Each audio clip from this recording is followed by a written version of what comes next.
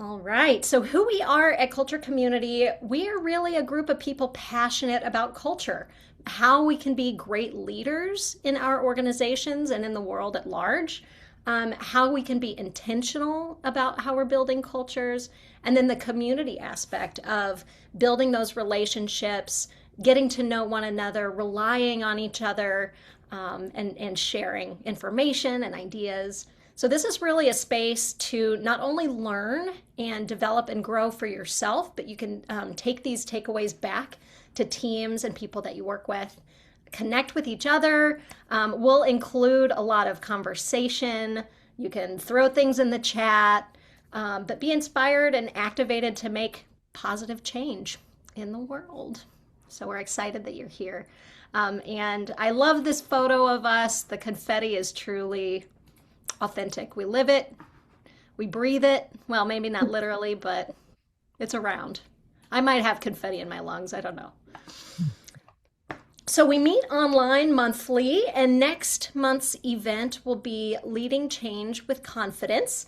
And it will be with the lovely Corey Hoffman, who's amazing. And I'm excited to, yeah, continue the conversation with her next month as well. Mm.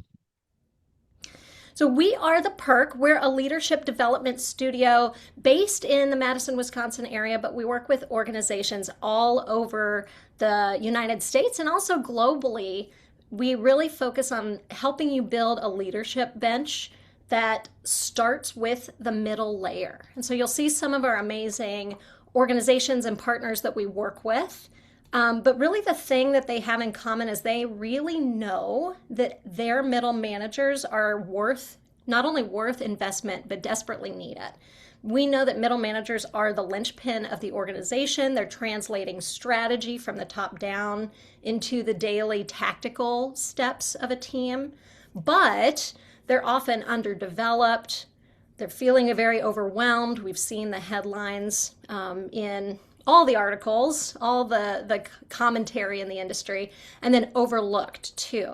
And so we know that 74% of middle managers rarely or never receive ongoing development, even if their senior leaders have received some support in that way.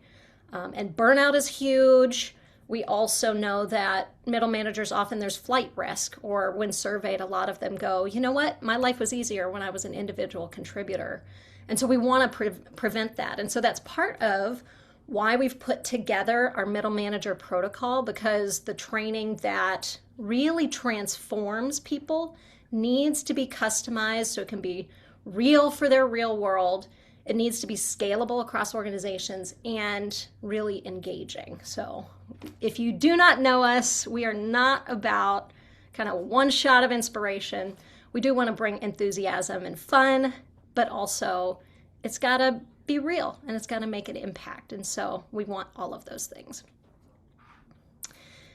One other plug before we jump into influence and collaboration. CultureCon is an amazing event they do twice a year. They have one in Madison this year from August 4th to the 6th.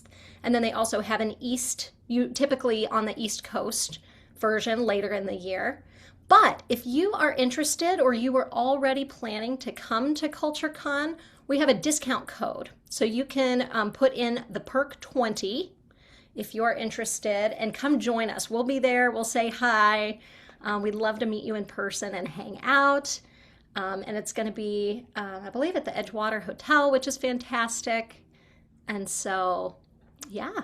Let us know if you have any questions, but one thing I will note is this conference feels really different from some of the HR or people conferences that exist, because the thing that brings people together is they really love culture, even if their official title is not a culture or a people person. And so there's a sense of community in this group that feels really good. Lots of great ideas. All right. You ready to get into it? Let's go. All right, so influence and collaboration across boundaries. This is one of the 12 modules that we have in our middle manager protocol. And a couple of things I'll mention. We want you to feel and be present during this. And if you have questions, you can raise your hand, you can throw it in the chat, just unmute and stop me. You don't have to wait for any kind of a formal permission. You can just ask away. We do encourage you to use the chat. If you don't feel like speaking out loud, that's all right. And just because, I have the slides doesn't mean I have all the answers. So we learn a lot from you. Everyone here has something to learn. Everyone has something to teach. And last but not least, it's going to be fun. So, huzzah. So when we talk about influence and collaboration, I'm going to highlight what those two things are, why they're really important, and then also how to get into the right kind of collaboration mindset, and then how that helps us unlock the parking brake. So we'll talk about what is a parking brake, what are the behaviors you can use, and we've got this very memorable acronym so you can unlock the parking brake with class. So the first question I have for you is, what's something someone influenced you to buy recently? And what was it that made you buy it? We're going to keep everyone together in the group for this. So if you throw it in the chat or you shout it out, what's something that you bought recently that you're like, oh, someone influenced me to do that? Ooh, Jesse says a pool membership. Oh. A vibration plate. Ooh, I'm very curious about those. Oh, I just got one of those too. Those are fun. Those are good for the lymphatic drainage system. Treat yourself. Oh, I love it. Screen-free digital camera. An orchid plant. Oh, they dared you to keep it alive. I love that. Auto hail repair. Oh no. Oh, was it a person or was it the weather that influenced you there? Perfume. Your friend shared a discount with me. I'm curious, what were the things, of all these things that you're thinking about, what were the things that made you buy it? What did you hope would happen? Jesse, I'll pick on you because you were first. What do you want out of this pool membership? At its most basic level, I Yeah. think we are looking for a little bit more community outside of some of the activities that we already do. Sure. Yeah, absolutely. Did you know anyone that was at this pool or had used this Yeah, same a lot of people. a lot of people? We were torn, to be clear, we were torn between two different types of membership. So we've Yeah. uh, we've had a lot of conversations. It was quite the decision point. Yeah. I hear that's amazing. How about for other folks? What really tipped the scale for you to buy that specific thing, that specific one?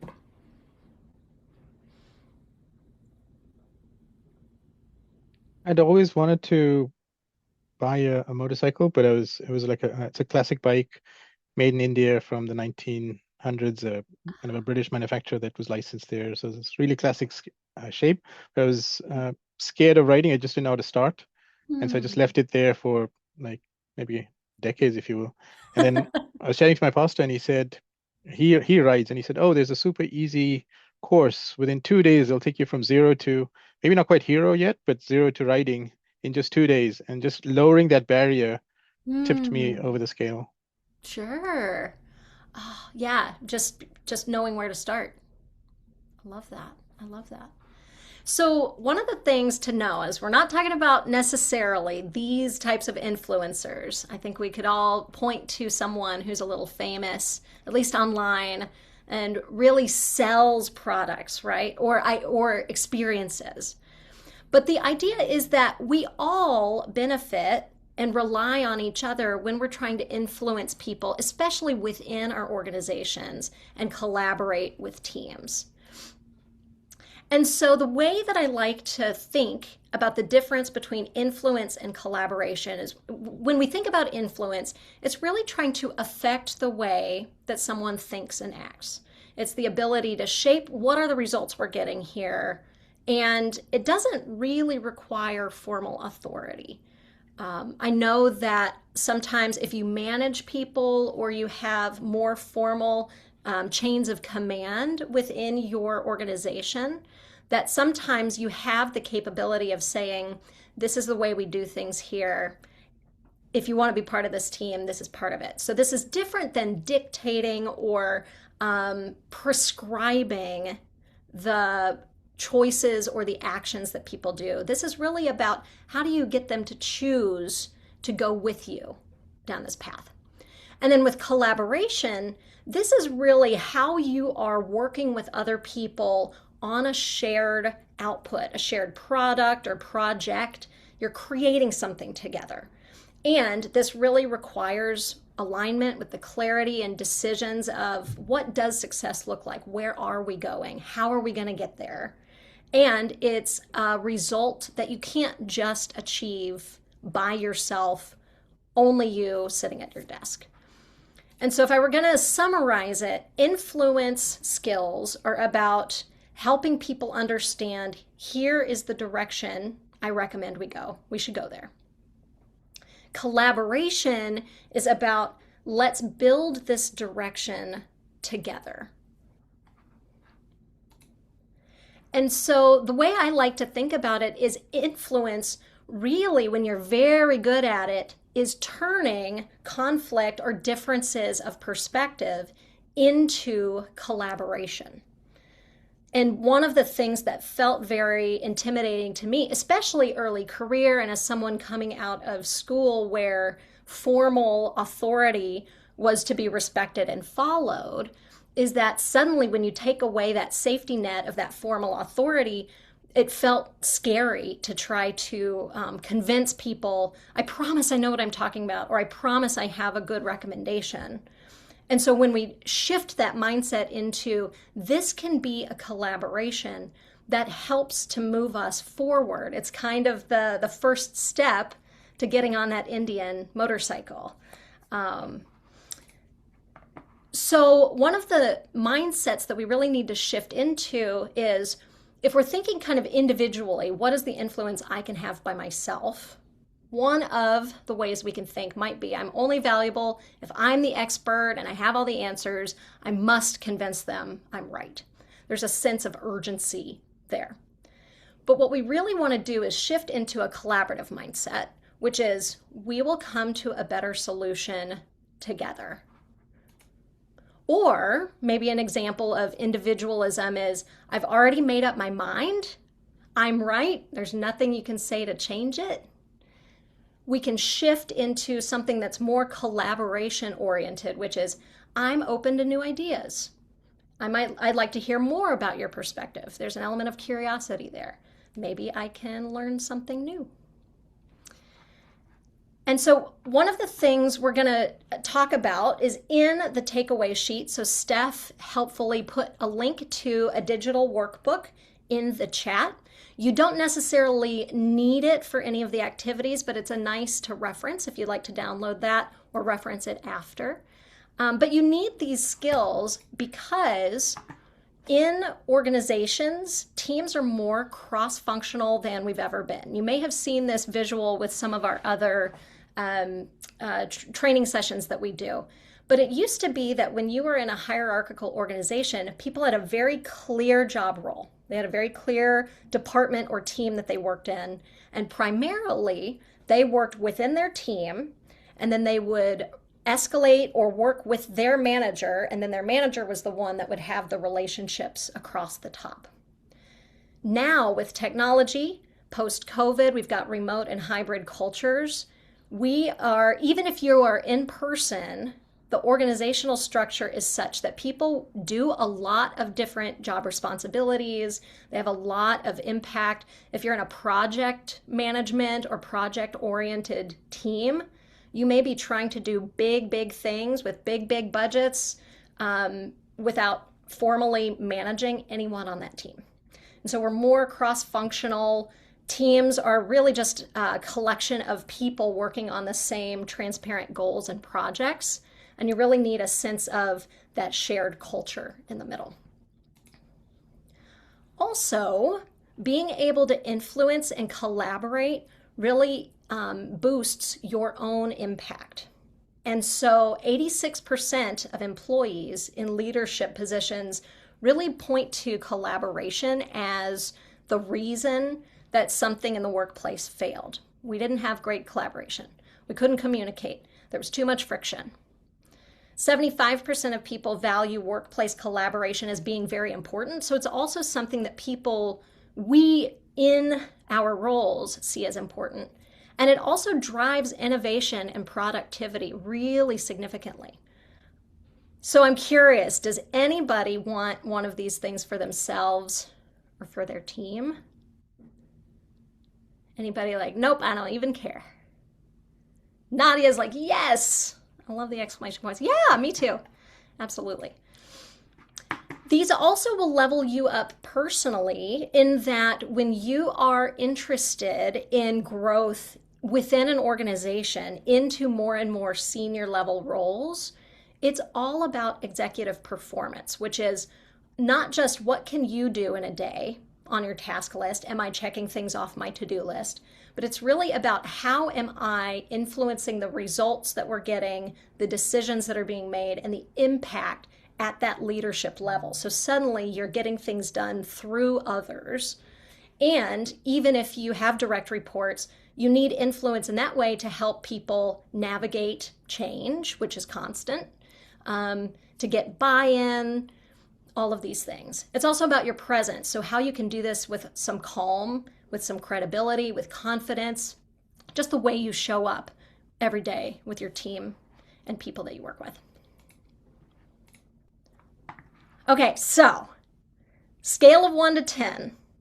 Who on the call is feeling like, I love collaboration, but I have no idea what to do with it, versus a 10 where you're like, I'm an expert. Jess, I should be teaching this. And don't worry, you'll get a chance. Where are ya? What number? 1 to 10. Shout it out. You can say it in the chat. You can even show me on your hands if you want.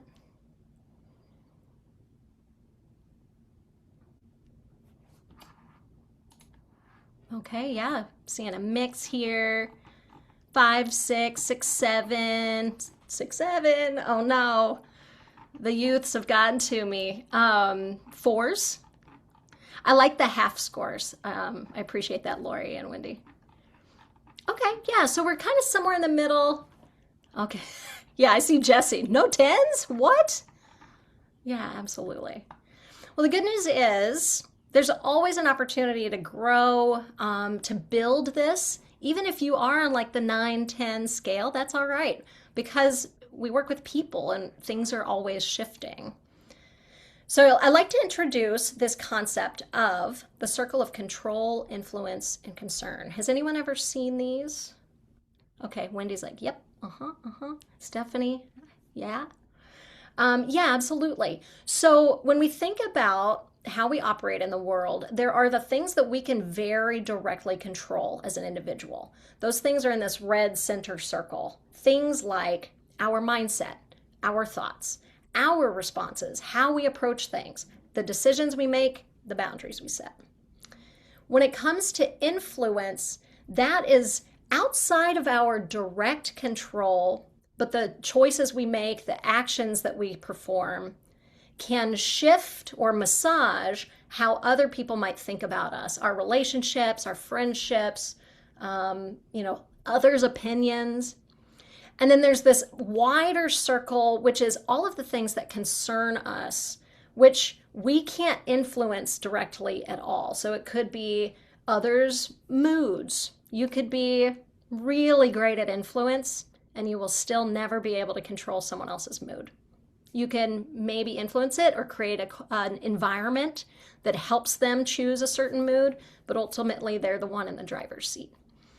And so when we talk about influence and collaboration, we're really going to be focused first on what we can control, and that is our collaborative mindset.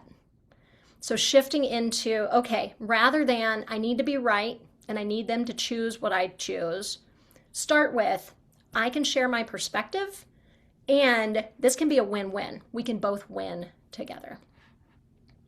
Has anyone ever read any of the work by Chris Voss? He's a former FBI negotiator, does a lot of business consulting around negotiation and influence. This is a concept he used even in very, very high pressure situations, which is no matter how different the perspectives are or how high the stakes are, the way to find a way through that when you are negotiating is to set it up so that, or shift your mindset and talk with them about this can be a win-win. How do we get to the shared win? What can we agree to? And this all comes from a long time ago. So about 350 BC, Aristotle, this very famous and influential philosopher, talked about what is influence. And he wrote a book all about, there are really three components of what cause people to be influenced. And I like to think that it's still relevant today because ultimately, you know, if we were to send Bill and Ted back in time to talk with Aristotle, they'd come back and really say, like, everyone's got different parking brakes, bro. Be curious. That's the key. So in order to burn some rubber, I love actually the quote from Jonah Berger is, sometimes change doesn't require more horsepower. A lot of times we feel like we have to apply pressure to make progress or to get people to go with us, but it's the opposite. Sometimes we just need to unlock the parking brake. So the concept is most of us, I'll even venture to say all of us are trying to do the best with the knowledge and the data we have. We're trying to make a beneficial decision that can look different, but it's really about understanding what's the parking brake underneath everything. And Simon Sinek, who we love, has this great quote: people will trust their leaders when their leaders do the things that make them feel psychologically safe. And so really what we're trying to do when we're trying to make a decision or decide whether to buy into something is we're trying to find something that gives us a sense of safety, that this is the right way to go, this will be beneficial. We're trying to avoid negative outcomes. And that's true for everybody. And so if you use these 4 behaviors, class, this is a great way to unlock the parking brake for people and to build how you influence and how you collaborate. So we'll start with the C of curiosity. And of course, this is a foundational skill that we cannot stop talking about. And the real curious question is you want to ask a better question. So instead of like, how hard do I have to push to get this person to move? What will make them move? Instead, shifting into what does this person need to feel safe? What's blocking them? What is the parking brake? So I'm going to share a video here. I love this. It's from social media. And hopefully, let's see, I'm just making sure. Okay, I've got the right sound settings. So the backstory is this little boy is helping us understand how to influence our parents. Dad, can I have some ice cream? No, buddy, it's almost time for bed. Don't let this happen to you. I'm gonna teach you how to get what you want from your parents. Let's do that again. Dad, I really missed you today. Can we share a bowl of ice cream and talk about our day? Sure, buddy. Yes! You gotta figure out what's important to your parents. For Dad, it's quality time. And for Mom, it's something else. Mom, can I play my video game? Have you already played your video game today?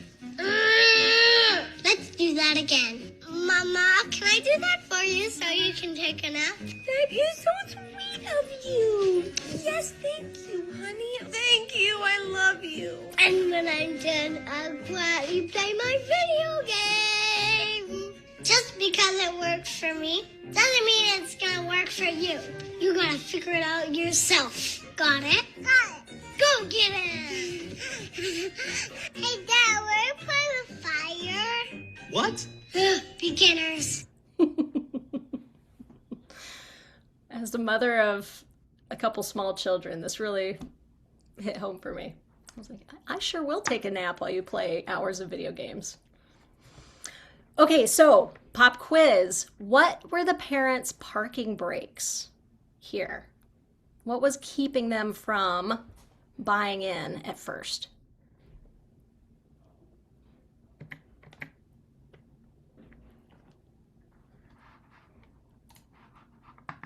See, I'm going to pull up the chat here. Okay, Victoria, bad behavior. Yeah, in quotes. Nothing in it for them. What's best for the kids? Yeah, they're thinking about, health, safety. It's against what they wanted. Nutrition. My daughter named Emma said, smart. Parents are mean. It's true. We're so mean. Yeah, if you think about it, with the mom, she was like, oh, well, if I get rest, or if the laundry's gonna get folded either way, I'm more into this. Suddenly you asked about, ice cream with his dad. His dad's thinking nutrition at first, but he's like, but I want to spend quality time with you. Who could say no to that little face? Yeah. So the first lesson about curiosity and asking a better question is that humans buy in when we can be part of and participate in the decision making. It gives us a sense of control and helps it feel personal. And so the Betty Crocker story that we share is that Betty Crocker, famous cake mix brand, they have all kinds of products in the United States and elsewhere.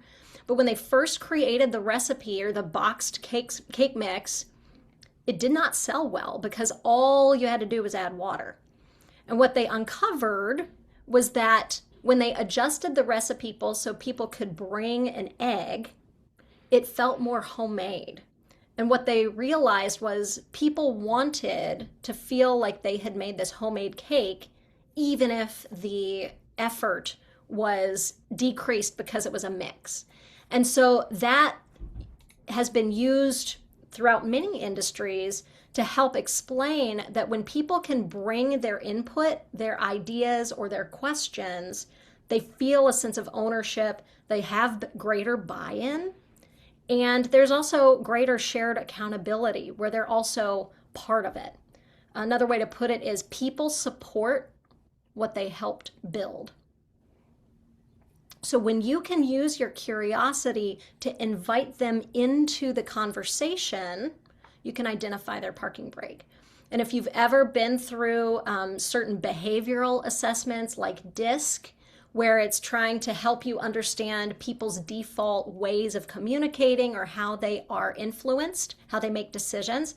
If you're a high C with your DISC profile, that typically means that you really appreciate clear data to make decisions and to feel that trust. But if you are a high I, like myself, we love a good story. And so a lot of times our decisions are really focused on how it makes us feel and our intuition. That's not always only the case, but those are some extremes there where you need to be thinking about how does this other person make decisions. So some example questions you can use are when you are thinking about how to understand the parking brake, what is an assumption I'm making about them or about the situation that I need to verify? What could I make more specific or detailed or clearer?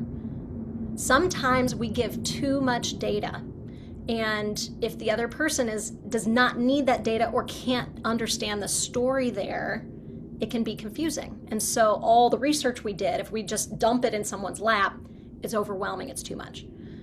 What do they care about? What do they need? The other thing I'll highlight here is what progress have they made? Sometimes if you're collaborating with someone, they just want to be seen and heard. You can recognize the effort or their perspective that they're bringing in as well. Some others, when you're collaborating, trying to get things across the finish line, what excites you about this? What are you feeling about this situation right now? What are we not taking into consideration? What are your thoughts? Anybody notice, what pattern do you notice about these types of questions on both pages? What do you see here that's the same? All ask for input. They're open-ended and curious. Yeah, and they mostly start with what. There's something about that word at the beginning of a sentence. What opens it up. And so you can ask curious what questions to understand what is the parking brake. It's about the other person's interests and concerns. Yeah, there's something about influence and collaboration where it's like instead of thinking about yourself and how you would make the decision, you've got to think about the other person. So then when you ask these questions, the next step is you really need to listen. So we talk about the 3 levels of listening. Level 1 is your awareness is on yourself. So if you've ever been through maybe even one of our icebreakers and we say, what's your favorite breakfast cereal? And you get around the circle and you've been thinking Cocoa Puffs, Raisin Bran, Fruit Loops, and you don't remember anyone else's name. I've been there. That's level 1. You're not actually listening. You're really listening to respond.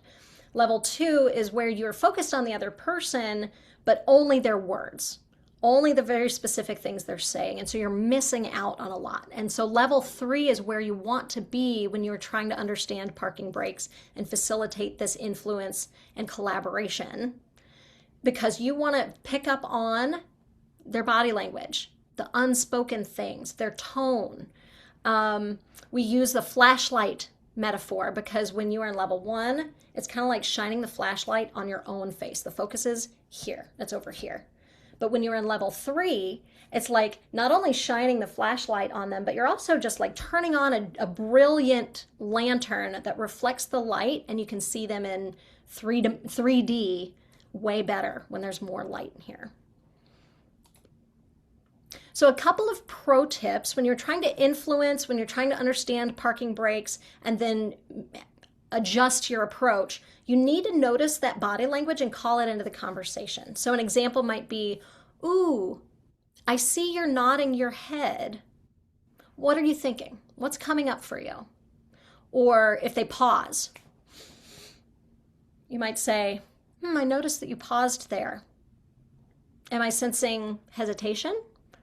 And they might go, yeah, I'm not sure how I feel about that. Or they might go, no, I just was taking a breath. I was thinking about it.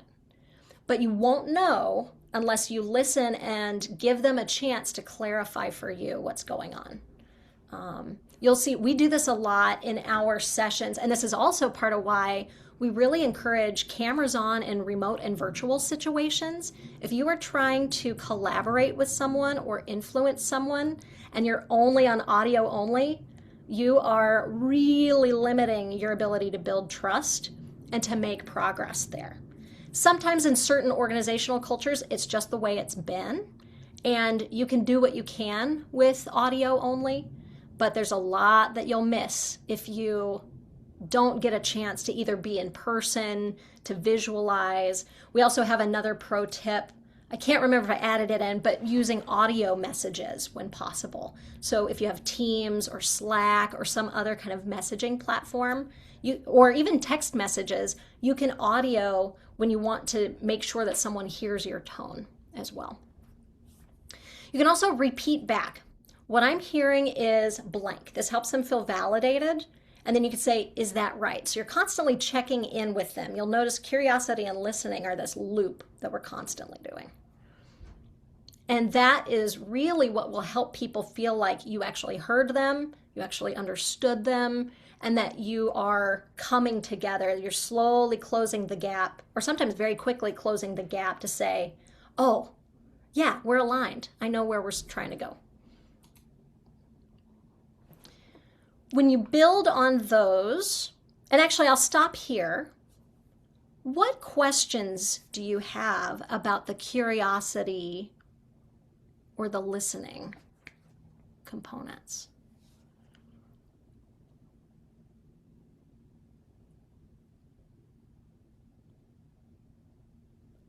Has I was just, anyone, yeah, go oh, ahead.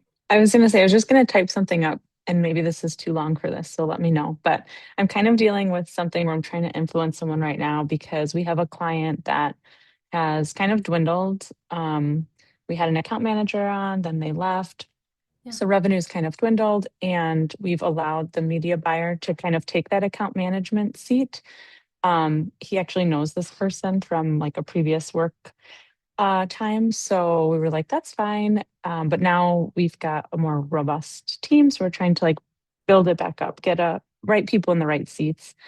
But there is very evident like struggle and feelings involved with it. So I kind of came in of like, we love everything you're doing. You're so great at all things, really here to like support you. But in order to do that, we want to make sure you're out of the like account manager role now. Like, let's get those people in that spot. But there's just a lot of, you can tell there's like tension, tense feelings, like just kind of some snarky comments of like, oh, okay, we're on the same team. Like, we're here to just, we're trying to help support you in this way. Yeah. So I guess where I'm like, I feel like I kind of came in maybe not as curious. I could have said maybe like, how do you feel about that more so? But I kind of already knew how it was going to go this way. Gave him room to like let us know. But how do you like help? It feels like kind of on that outer ring. I can't control necessarily like those Mm, feelings over there. But how do I like help influence the thoughts to be like, this is a positive change? And then like the team not feeling the like, oh, yeah. I don't want to ask a Yeah. question. Does that kind of make sense Yeah. or fit in Yeah. here? So to repeat back, what I think I heard is that you're hoping to influence them to feel better about the situation. Yeah, and just feel like this isn't, and I've said, like this isn't a reflection of anything you've done wrong. It's more so like you're spread so thin. Let's get you in the right seat and kind of take some things off. So I feel like I'm trying to like hit the right points, but then like, did I miss? Is there a way I can influence like, Mhm. I don't know, the feelings in a way of that it's Yeah. smooths the transition? Yeah. So Yeah. this is a great, thank you for bringing this up, Leah. So what's a curious question that you want to know about what's going on with them? I guess like what is uh, genuinely, I'm just curious, like what is the like overinvestment or like the concern of like the switch? Mm-hmm. Why, I understand there's like somewhat of a personal relationship, but like why is it such a big deal to, to have this? Like you're still going to be involved in the account, you're still going to be doing the things you're doing. Why, it feels like there's like offense of like, no, I don't want you to see or I don't want you to know. And it's like, well, why? Like what's not that I think anything's going wrong. I think there's just like Yeah. I think there's like this piece of him maybe wanting to like have this ownership, but I'm like, but I know you're really spread thin, like Yeah. own the things you thrive at, you know? Yeah. So I'll open it up. I have a couple of ideas, but how about for other folks? What curious questions could Leah ask? What do you think? What would you recommend? I had made a note of this in the chat, but like often in those cases, there's like some fear going on. And it's really hard for people to admit to that, right? Like, I fear this change, or I fear what this means for my job, or I fear what you're going to ask Mm, me to do next. And it's not always easy to like go to your coworker and be like, I'm freaked out about work right mm, now, right? Like, so like finding gentle ways to like create space to talk about the fear is really helpful. And everybody at like has to be asked a little bit differently and very gently and lovingly, but often like privately and one-on-one is a great way to start that conversation. But yeah, when mhm, you're working with some fear there, like that's a really tough thing to work through, and just to kind of hold space for that can kind of help open them up to at least talk about it. mhm, Yeah, that's Yeah, I just want to build on what Wendy said. This kind of the one-on-one I think is great, and I typically ask like three questions. What's working? So start with the positive. What's not working? hmm. And then what can we do better? What can we fix? And so, and also using the we words, like together, we're in this together. That might help. Mhm. Mm-hmm. I love that comment. Yes. The we words, I mean, if you think about it, we're coming back to that psychological safety, right? They Mhm. they want to feel seen, heard, valued. They want to feel safe to get on board when it comes down to it. I'm popping back. These are great. Thank you for sharing your recommendations, Wendy and Sebastian. Yeah, So, thanks everybody. yeah. And I'll bring it back here. Come back to the question. What's something you can verify in that one-on-one conversation? What can you find out about how they feel, or what's their sticking point? What's maybe something that they want acknowledgement for? So, yeah, great. And I want to acknowledge too that starting with curiosity is the beginning of the relationship and trust building. You won't always ask only what questions, but it gets the foundation starting to be built where they feel like they can bring that into the conversation. You're inviting them. So you can't control if they accept your invitation, but you can create an environment that feels really like you can bring this here. And then when you're listening, you're helping uncover and get that data and understand them and build that relationship. And then the other thing that you can do is they may come with some objections or some ideas that they thought we should go this way. And this is where you use the acceptance principle, which is the A of our acronym. And so it's also known as yes and, but it's basically what they do in improv. Has anybody ever seen an improv show or even a lot of comedy shows? Yeah. So the idea is that when they're trying to tell a compelling and often funny story from nothing, they have to take what the other person said as truth and they have to go with it. You got to go with it and build off of it. And that is also what collaboration and creativity are about. And so when you are maybe have different opinions, your curiosity and listening are going to help you understand what is their perspective, what is their opinion. Now, the acceptance principle is how you're starting to bring you two together to be us versus the problem. And so the opposite, when they come with an objection, is to be like, well, you're totally wrong. Here's all the reasons why you're wrong. It's often our default, and we can be so kind about it, but we're accidentally telling them, no, that's dumb. Or you can, say, here's a 20-point list for the reasons why it won't work. This is so logical. But ultimately, they might be feeling a certain way. And so you don't want to over-rely on data. Or the other thing is when you're collaborating, you can give some options, but you don't want to limit them because sometimes there's a creative solution you haven't even thought of, especially when you're collaborating and trying to be creative. So you're trying to build trust with this acceptance principle. So when they come to you with something, you try to find the 10%. You're like, I see what they're getting at. I can agree. I can accept that piece of it. And maybe we can't do the other 90%, but we can build off of it.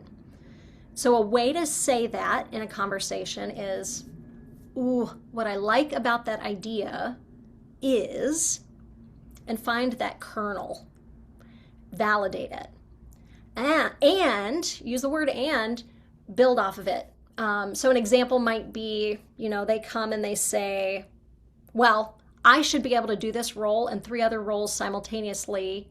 I'm great. And you might be like, what I really appreciate about you is you work incredibly hard. You have a lot on your plate. You care a lot. And the reality is we have, X, Y, Z that needs to be accomplished. Here are some ideas. How can we use our community, use our network of people in the organization? As an example. The other thing I like is this concept of get to yes. So this is based on, I can't remember the author's name, but it's a great book. It's Get to Yes. And the idea is instead of saying, no, we can't do this, you can flip it and say, yes, if. So what would need to be true for it to be yes. And then a lot of times people will go, oh, well, okay, I understand. These are the constraints we're in. So what would need to be true for this to be a yes? And so I'd like to play a little game. I'm going to invite people to unmute and talk back to me. Let's say that I have this brilliant idea for what we should do at our organization. Let's say Steph had this brilliant idea. I'm going to put it on Steph. Steph came to me and said, we got to start a doggy daycare. I want to offer free pet sitting for all the employees. They're so amazing. We've never done it before, but it could be great. We want to engage people. And I sit there and I go, we can't do that. We've never done it before. It's too expensive. It's not our core strategy. It's going to dilute what we're trying to accomplish. What are you thinking? How do you think Steph's going to feel coming out of that conversation? Even if I say it with a smile. She's going to be sad. Yeah. Absolutely. I'm going to feel Mom, should I very upset because you're telling her no. Yeah. That's a real hard no. That's a hard no. Nope, try again. Like whack-a-mole, just get right back down there. But what if we all shift it and say, what I like about that idea is, and then suggest another idea. What's the 10% that's maybe good about this idea? Or that you could validate for Steph? That she's thinking of your employees or her colleagues. Yeah, she's caring about them. Ooh, Anne says dogs are great therapy. Yeah. Employees would love it. Yeah. So you could say, oh, what I love about that idea, Steph, is you really care about our employees. And I think you really know that they would love this. And we have this constraint. What if we gave a voucher for once a month free dog sitting? So, puppies are cute. Yeah. So how about one other person? What's something, if I said, okay, what about a free voucher for free dog sitting once a month? What's 10% you could get behind?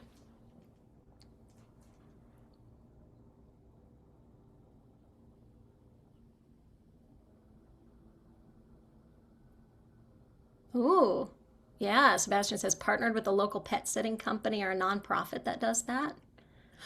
What I like about that idea, it's also helping us build relationships in the community. And what if we survey people to see what impact this would have for them? How excited would they be about it? So you can start to see how it can really start to take some forms. This is a great way to validate someone and keep the momentum, even if the answer can't be yes 100% immediately. But it starts to get you collaborating. And you notice how suddenly all of us are thinking about how do we collaborate? What ideas could we welcome in? And so then the fourth skill, as you are having this influential and collaborative conversation, are safety sentences. So these are things you can do even when you're not trying to get a specific decision made, but just as the way you work together. Safety sentences are things that you can do that immediately help people know that this is a place you can share real perspectives and feedback. It creates psychological safety. So we talked about this first one, like what I like about that idea is, and so you're validating or just respecting the person, even if you can't say yes to the idea, but also what happened. So instead of who did this, it's what happened. How do we focus on the same problem together? Or I'm sorry, apologies, and just acknowledging either harm or impact can be so good. It's not so much about taking responsibility for all the things in the world, but take responsibility for what you do control and say, let's shift. Let's focus on what's a solution we can work together. I need help. Asking for help is a huge relationship and trust builder, and it's a gift to the other people who you're inviting to be part of it. Or I don't know. It's incredibly powerful to be able to say, I don't know. Let's come to a solution together. And so if you are having conversations like this on a regular basis, you are building that foundation of trust on which influence and collaboration lives. And so an example of how all that comes together is maybe I say as the leader, I don't know the best way to approach this situation. I'm okay with that. I say that to my team.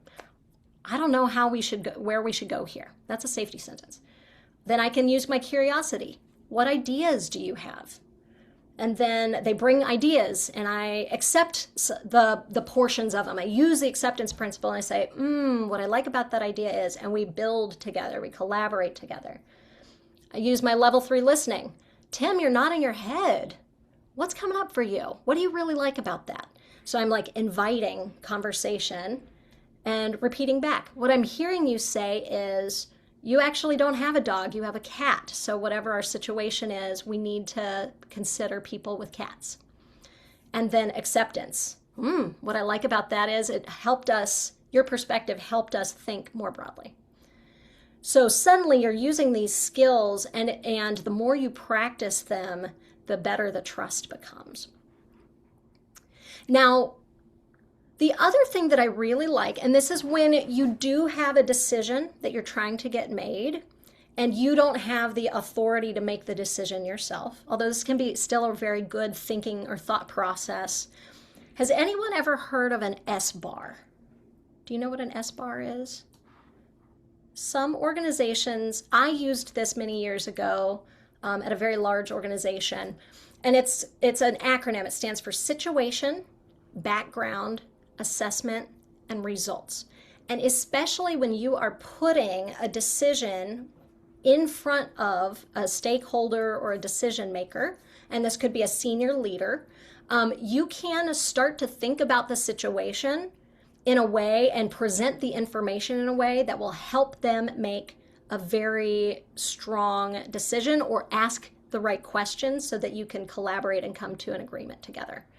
So the example that I brought in is if I were putting together an S-bar decision document for this on-site doggy daycare, you got to do your research. You got to be curious. You got to understand what you can about the parking breaks and then explain each of these things. So an example is if the situation is, hey, we got an employee engagement survey back and retention and employee engagement are huge priorities this year, especially as we're competing for talent in a hybrid work environment. So this is all the things we know. We have an opportunity. We could pilot a very unique benefit like a doggy daycare on site to help us differentiate and recruit and retain people, as an example. So this is all relying on whatever curious preparation I've done about this situation. And here's the situation and the opportunity. Then I put together the background. What have we tried so far? What numbers or data do we have? Our results show that flexibility, work-life integration, and bringing your whole self to work are top drivers of satisfaction. If that's what we know, we also have done research. Peer companies are doing this.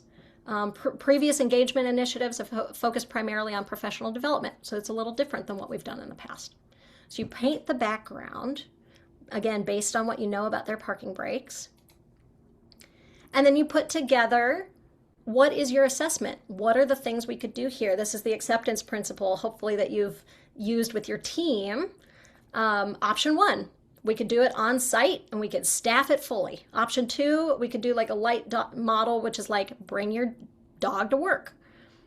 Or we could do an external partnership, option 3, for example. And so you list out the pros and the cons. Again, you're giving someone the opportunity to take information and then make a decision, but you're laying it out in a simple way. And then you make a recommendation. Based on your perspective, what do you recommend and why? Like, hey, we could pilot this. It doesn't have to be a big thing. So this is a great way when you're working with senior leaders. If you don't use this specific template, you can also use this to outline a slide deck or a pitch or a proposal.